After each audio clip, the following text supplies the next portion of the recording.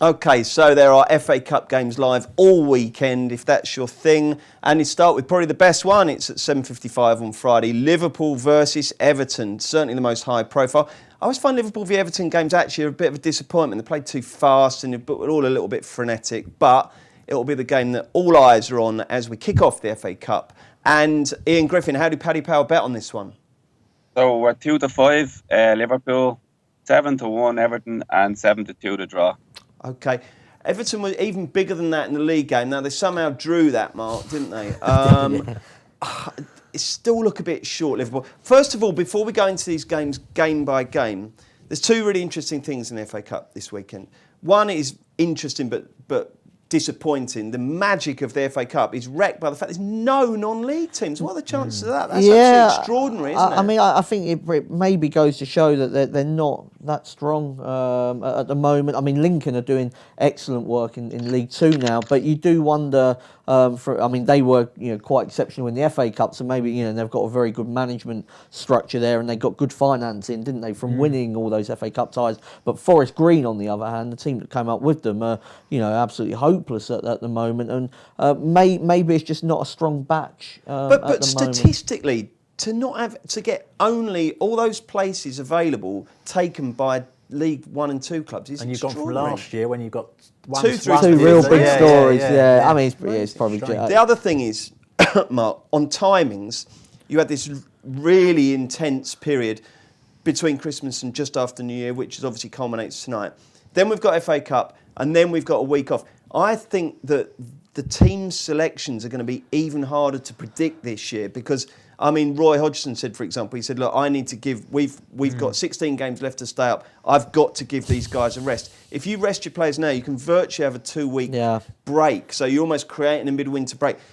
Do you, you guys have got the job of trying to work out what's going to happen. Ian, you've got to price it up. It's very difficult this year, Dan, isn't it, to predict these FA Cup teams, don't you think? It is, yeah, but I think it also gives you an angle. If you can get it right early, you can take a bit of a good early price. You've got to get into the minds of the managers. Look at the fixtures they've just had, what's coming up. And, as you say, you've mentioned the comments from Hodgson. I mean, there was straight after that, the Brighton price has come down for that game as well. But then again, the other side of it, Houghton, I mean, we'll get onto it later, he's notorious for resting players for big cup games. But then you've also got we were talking about it before we came on air, really, like Bristol City have got this massive League Cup tie coming up against Man City. So you'd imagine that they're going to stick out the 11 reserves against Watford, who maybe Silva needs a victory there. So it is it is about trying to sort of pick the teams and the managers. Rest assured, Mark and Dan are going to be beavering away, looking at all the websites, look at all the Twitter feeds, trying to work it out. So do follow Racing Post all weekend, and obviously at Racing Post Sport is our Twitter feed as well, where the boys will be putting their latest views.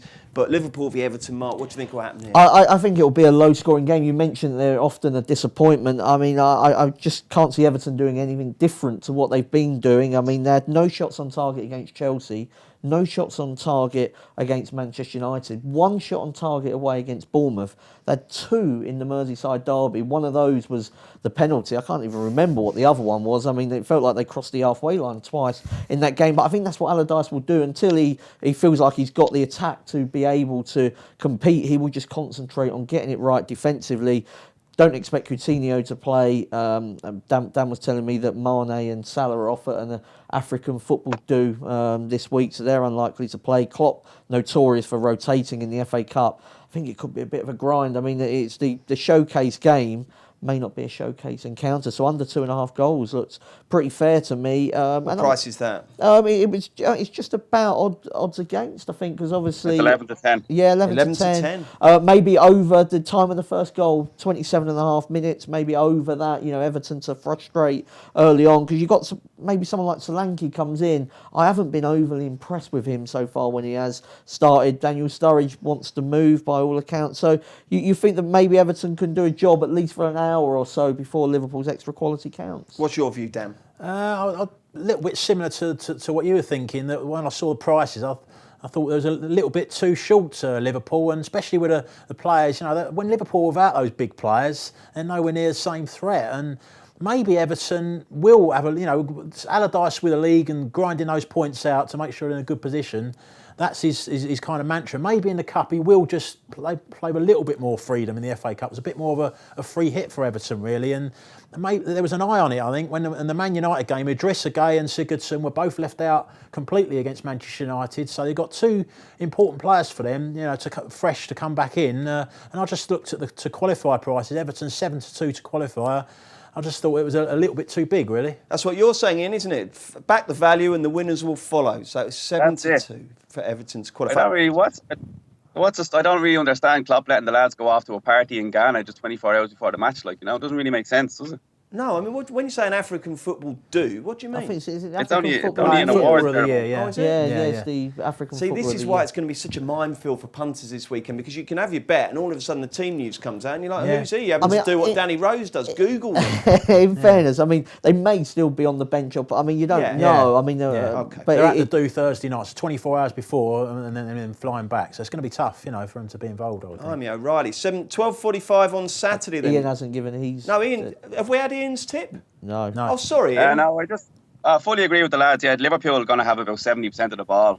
But as the lads were saying, Liverpool look away at 2-5. Probably after the team news, there will be a massive drift in Liverpool. Allardyce always hard to break down. So I agree. I had tipped under 2.5 at 11-10 myself. So. Okay, Ian, thank you very much indeed. Excellent.